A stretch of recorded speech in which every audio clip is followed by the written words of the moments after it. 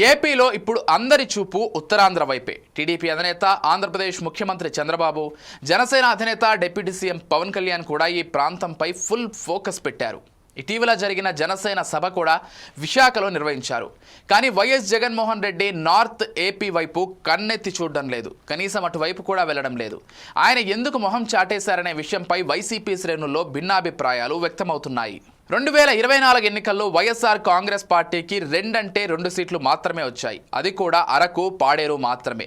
మిగతా సీట్లన్నీ కూటమి నేతలు కైవసం చేసుకున్నారు. ఫ్యాన్ పార్టీలో హేమాహేమీలు ఉన్నా గెలుపు సునామీలో కొట్టుకుపోయారు. అరకొరగా పార్టీ కార్యక్రమాలు నిర్వహించిన నేతలు దులుపుకుంటున్నారనే విమర్శలు వినిపిస్తున్నాయి. ఉత్తరాంధ్ర జిల్లాల్లో మొత్తం 34 సీట్లున్నాయి. అయితే ఒక్క అరకు పార్లమెంటు సెగ్మెంట్లో మాత్రమే వైసీపీకి దక్కింది. మిగతా చోట్ల ఎక్కడా అంతగా పర్ఫార్మెన్స్ చూపించలేదు. ఇక వైఎస్ జగన్ రాయలసీమ, కోస్తాలోనే పరామర్శలు చేస్తున్నారు. ఉత్తరాంధ్ర వైపు కన్నెత్తి కూడా చూడడం లేదని చెబుతున్నారు పొలిటికల్ ఎక్స్పర్ట్స్.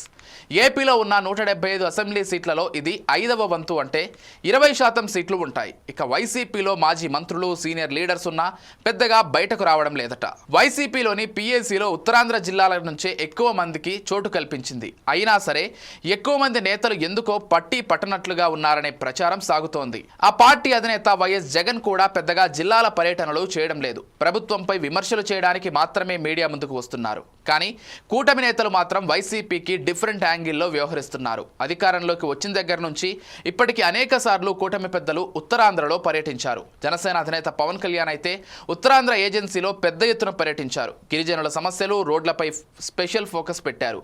వారి కోసం అనేక కార్యక్రమాలు కూడా చేపట్టారు. ఇటీవల సీఎం చంద్రబాబు పాడేరు వెళ్లి ఆదివాసీ దినోత్సవంలో పాల్గొన్నారు. ఏజెన్సీపై వరాల జల్లు కురిపించారు.